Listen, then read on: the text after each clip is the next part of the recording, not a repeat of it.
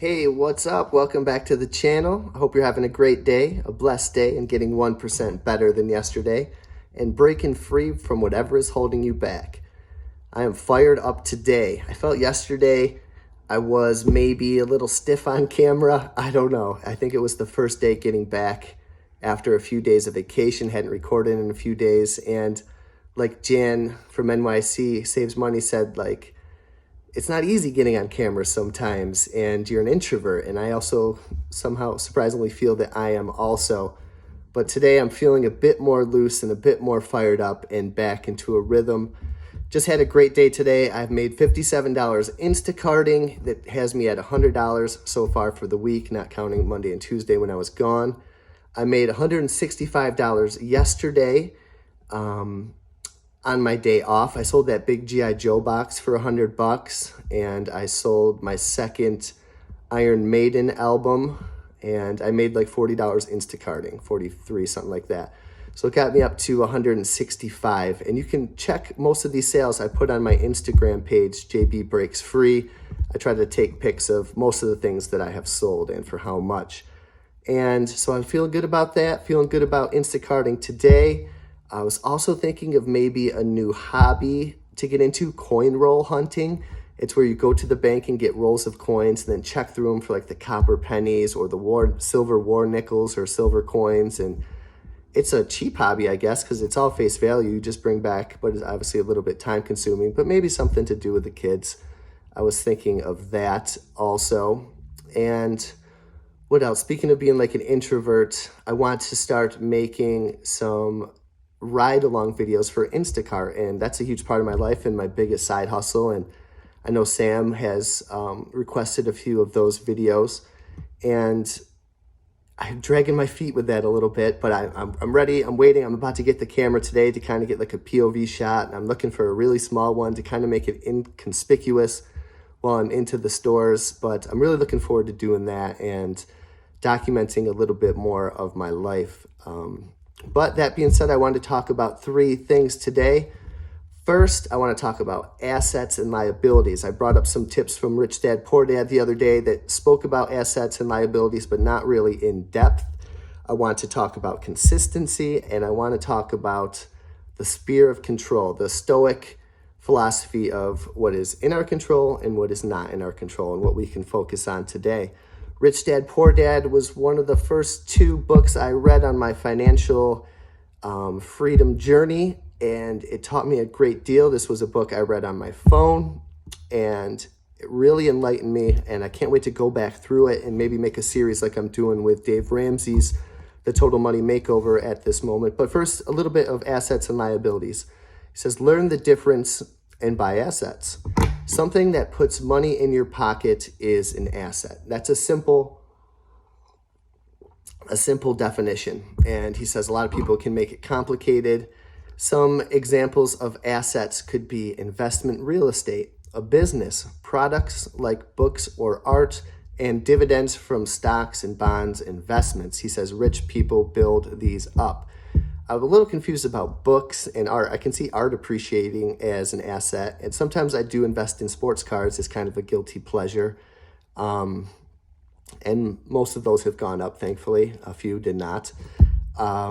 Books, I don't know what he means by books there, but yeah, I buy some books, I guess, and flip for profit. But I think, just things that you can invest in that might rise in value, not just random stuff.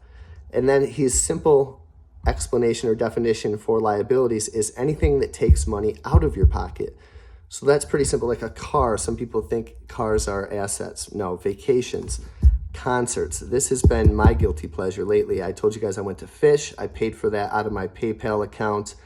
I actually have two concerts coming up this weekend. I'm going to see Jack White Sunday in Buffalo, and I'm going to see a band called Lord Huron in Cooperstown on Tuesday. So I got quite the little busy stretch coming up of concerts. My wife's plan was to go see Lord Huron. Yeah, I'm down for that little date night.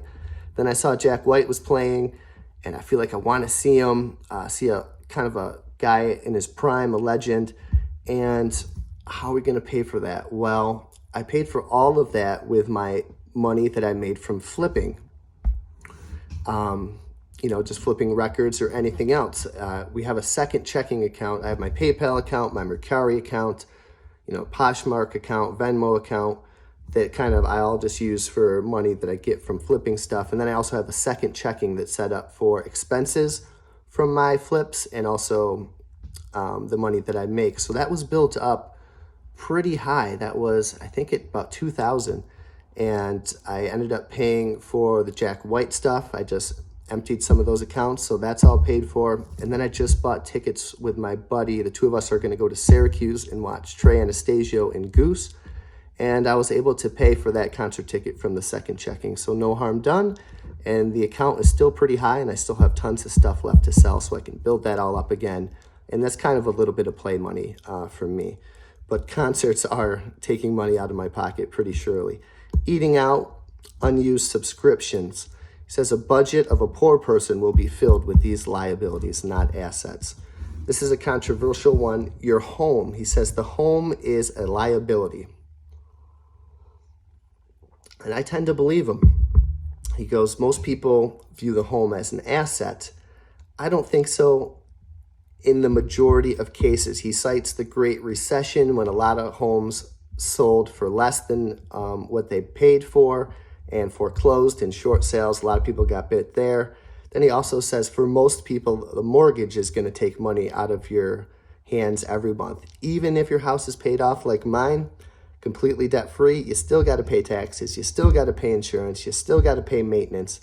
So that is still not a pure asset for me at this time. Maybe one day, 20 years from now, when I sell this house, 10 years from now, I'll break even or maybe make a little bit of money on it. I know home prices are going way up, but at the moment, my house is still a liability.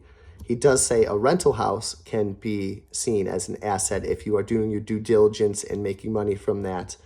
But if you're not, then it's a liability. So a home could be either one, but right now I would still even consider my home a liability because it's still taking money out of my pocket. Then just talk about consistency on the break-free journey. How are we going to get better? Doing something once is easy. Doing something daily, weekly, that's going to lead to a heroic life, a free life, a disciplined life, and a life where we upgrade ourselves. Meditating once is easy. Meditating every day is heroic. Exercising today is nice and easy, but doing it every day, doing it weekly, not so easy. Writing every day if that is your thing. Playing guitar every day if that's your thing. Listing items for sale. You list something every day, you're going to watch that money pile up. You just do it once, you're not going to get there. Reading. I know a lot of people on this channel are just burning through great books, and that's awesome. You can do it once is fine, but to come up with that daily consistent habit of making yourself better, eating right, side hustling, learning, the consistency is the key on the break-free journey there. So, once is easy, consistency is where it's at, and that's going to help us break free. And then talking a little bit about the sphere of our control. And this channel is about breaking free from what is not in your control and always reminding ourselves what is and what is not. And what is not should not be, we should accept what is not, and it should not be worried about. So the amount of effort that I put into whatever I choose to do, work, family, side hustles, anything like that, the amount of effort I put in, that's totally in my control. My words are totally in my control. My actions are totally in my control. How I treat others. I like to smile at people as I pass them by. I like to be polite, like to be kind, be the change you want to see in the world. How I handle my feelings. I can get upset, but I catch myself and I choose how I handle them, and I choose to handle them in the right way. And sometimes my mind even drifts. I remember, I think it was the Sunday before I left for the water park, and I'm just thinking, and I'm like, okay, nothing bad happened at work the night before. Then I start thinking about work 2 years ago and this guy and this and that. And I'm like, man, your mind can wander just like that. Train that monkey mind. And it's a muscle that we keep flexing every day. And the more we understand what's in our control and the thought process is not, that's just a movie loop, the monkey mind playing in your head. Calm that down, recenter yourself, handle your feelings appropriately. How I follow my personal rules. What are your personal rules? Well, we're trying to break free here. your vices, how much time you spend on TV, what are you going to eat, what are you going to say, what are you going to do, how you act, how you handle things. Those are all within your set of rules that you can follow. Your decisions, those are your own choices. We're the product now of the decisions this day. We're the product now of the decisions we made 5, 10, 15, 20 years ago. Who we chose to hang out with, what we chose to do for a living, how we chose to treat ourselves, who we choose to spend our time with, and who we will be in the future 5, 10, 15, 20 years from now is going to be a product of the decisions we make today. Our decisions are our own choices, and we have to be responsible for those. And how I take care of myself, physically, spiritually, emotionally, self-care. Treat yourself with kindness and take care of yourself, because you Inc. You are your own corporation. No one's going to come save you. You got to take care of yourself and do it well, because your future you will thank you. And I hope you guys all have the best day ever. I can't wait for what lies ahead on this channel. I'm so excited to bring some more things into it. And I always forget to ask for likes and subscribes and comments, but I love them, and shares. I love the community that we're building, and I wish you the best day ever. Break free.